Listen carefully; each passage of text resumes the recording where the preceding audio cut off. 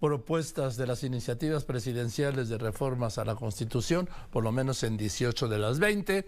Le aprecio al coordinador de la bancada del PRI en la Cámara de Diputados, Rubén Moreira. Rubén, buenas tardes, ¿cómo está? Muy bien, Joaquín, aquí a sus órdenes. A ver, ¿tiene algún primer comentario del anuncio que hace ayer por la tarde el presidente? Sí, muy rápido. Primero, no es lo que se dijo lo mismo que lo que se presentó. A ver. Es muy distinto. ¿Por? Segundo, bueno, déjeme le comento. Se decía pensiones al 100% para los jubilados, distinto a lo que dice la ley de 1997. Pues muchos nos imaginamos, más allá de si está bien o está mal, un cambio de paradigma pensionario, y eso no resultó. ¿Qué va a pasar? Pues si se aprueba la reforma, por cierto, nosotros la votaríamos, cuando se constituya un instituto, que ahí se señala, las personas que se pensionen y que tengan 65 años y 750 semanas cotizadas, podrían aspirar al 100% de su pensión siempre y cuando no se pasen de 16,000 pesos. Pues eso no es lo que se dijo. Ni se cambió el paradigma, ni los ya pensionados van a recibir esa cantidad de dinero que se decía, ni los que estén en cesantía, ni los que estén por invalidez. Es muy distinto a lo que se señaló. Sí, de acuerdo, pues habló 100% de pensión para los jubilados, para que mantengan como pensión el último salario que percibieron. Y eso en la realidad no se puso, como muchas otras cosas, Joaquín, a ver, que se dijeron y que en la realidad no están. Le pongo otro ejemplo, el salario profesional para maestros, policías, Guardia Nacional. Los maestros, siempre y cuando tengan tiempo completo, ganarían 16,000 pesos. Los de inicial, preescolar y primaria de entrada no lo tienen. Y muchísimos maestros de educación física, educación especial y de la misma educación secundaria tampoco lo tienen.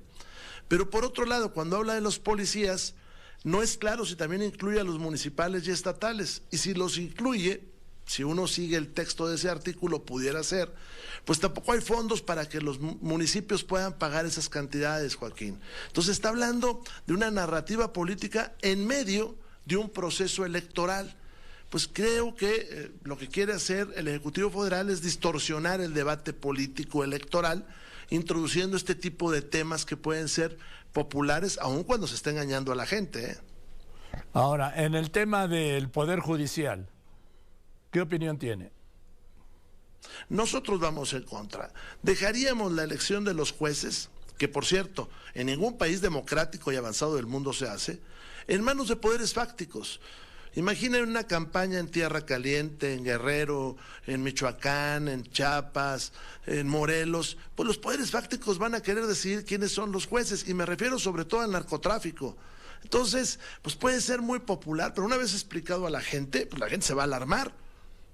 Bien, en el tema de desaparecer esta alineación de la Suprema Corte para nombrar una nueva que reduce de 11 a 9 y también por la vía de la elección. Vamos en contra.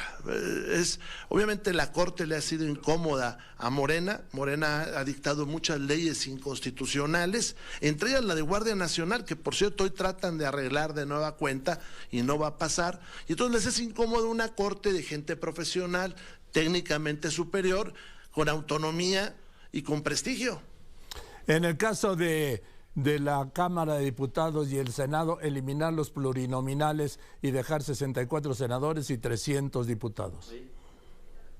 Bueno, esta es una propuesta, por cierto, que tiene tintes de una que presentó el presidente Calderón.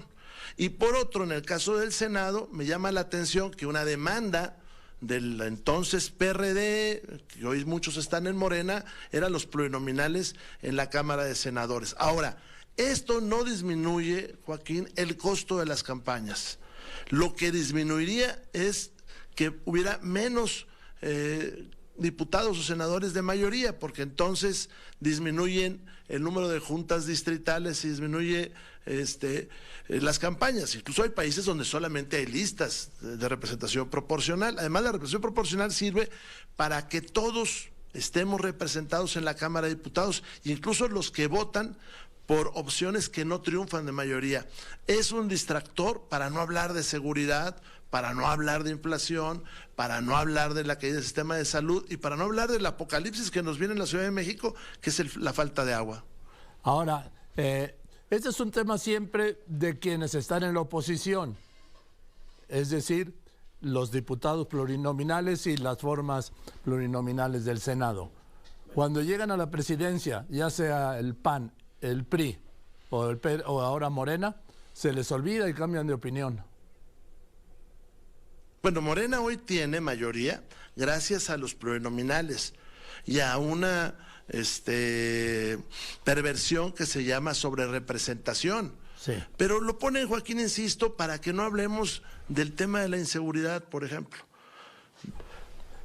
¿Cómo califica usted el tema de la inseguridad, diputado Moreira? Terrible, Joaquín. Estamos en un momento terrible, se está perdiendo territorio en este país. La mayor parte de los políticos no hablan de la inseguridad. Mucha gente no quiere ser candidatos a alcaldes o están condicionados los géneros. Si usted checa a Guerrero, pues es un estado fallido, es un narcoestado, los homicidios están a la alza, pero la señora gobernadora no habla de eso. Y si usted checa Chiapas, pues es una cosa similar. Estamos en una verdadera crisis y aquí en la Cámara no funciona la bicameral de Seguridad Nacional. La bicameral que sigue a las Fuerzas Armadas sesiona siempre en las instalaciones del Ejército y la Comisión de Seguridad la tiene la mayoría y por lo tanto nunca opina en contra de lo que está pasando. También han sido ajenos a todo el tema sanitario y de salud. No he visto que haya comparecencia, nunca citaron a López-Gatell. No, y el día que vino acá se hizo el ofendido y se retiró. La secretaria de Seguridad, esperemos que venga a la Junta de Coordinación Política. Hay un grave problema de seguridad, Joaquín, y me da gusto que esté tratándose ese tema aquí con usted, porque muy pronto veremos al narco mandar ya desde puestos importantes en la política nacional. Bueno, es que, a ver, si el crimen organizado se ha diversificado y ha entrado, no solo se ha extendido territorialmente, sino se ha diversificado. Ahora lo que creo que menos hacen es el narcotráfico. ¿Por qué no iban a meterse en la política y en el gobierno? ¿Por qué no vamos? ¿Cuál sería el motivo si abarcan todas las actividades? Los estudios dicen, Joaquín, que una de las manifestaciones más violentas se apodera de todo el crimen, no solamente del trasiego de droga, por ejemplo. Por ejemplo, a mí me llama la atención la candidez de la secretaria de Seguridad cuando dice que bajó el número de vehículos robados. Pues claro, en Taxco no se van a robar los vehículos si los taxistas pagan cuota. El crimen se vuelve hegemónico y empieza siempre, donde se ha llegado a estos parámetros, a tratar de tomar funciones del Estado, de justicia o de administración. Hay cientos de municipios en este país, sobre todo en Michoacán, que pagan, Joaquín, cuota al crimen organizado. Por supuesto que pagan, y no es cuota, es una exigencia. Sí. Sí, no es una cuota. No, y le puedo decir que les dan en la obra pública, le puedo decir que cuando llegan las participaciones alguien se comunica con el tesorero, si no es que el tesorero es de ellos. Antes se ocupaban de las policías, ya no, o sea, ya se llevan parte de nuestros impuestos, que son las participaciones que reciben estados y municipios.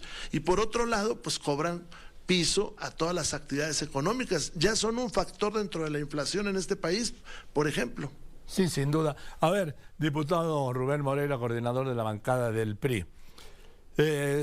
Por lo que le oigo, el PRI votaría en contra de la modificación al Poder Judicial, de las modificaciones al Poder Legislativo y ¿de qué más? Y de la destrucción de los órganos autónomos. Sí. Por cierto, Joaquín, se metió una iniciativa que anda ahí perdida dentro de las 20 para terminar con la Comar, para terminar con el organismo que protege a las personas de la tercera edad, la CIPINA, que era tan importante para apoyar a la niñez, el Instituto de Lenguas Indígenas. Ahí va disfrazado en medio de las iniciativas, y esa creo que es legislación secundaria. Entonces, Morena va a terminar con todo eso. A ver, dígame, sin las siglas, ¿con qué va a terminar? Porque es una mayoría simple, no reforma constitucional. Por ejemplo, la Comisión de Asistencia a los Refugiados, sí. Por ejemplo, la Comisión para la Protección de las Niñas y los Niños, la Comisión para proteger a las personas de la tercera edad, el Instituto de Lenguas Indígenas, y si mal no recuerdo, va a terminar con el Instituto del Agua. Es decir, ahí en medio de todo, ellos filtran estas posiciones. Mire, parecería broma, pero son bastante neoliberales, ¿eh? Bueno. Rubén, le aprecio que me haya contestado. Buenas tardes, gracias. Muchas gracias, Joaquín, muchas gracias. Que esté muy bien, Rubén. Rubén Moreira es el coordinador de la bancada del PRI en la Cámara de Diputados, en un momento el coordinador de la bancada del PAN. Hoy en los anuncios está confirmado. El expresidente chileno Sebastián Piñera murió en el accidente de helicóptero. La Corte ordena, ya tiene tema para mañana, ya sabe quién. La Corte ordena a la Unidad de Inteligencia Financiera transparentar toda la información que tenga sobre el sistema Pegasus, el software espía. Obviamente las ministras Lenia Batres y Loretta Ortiz votaron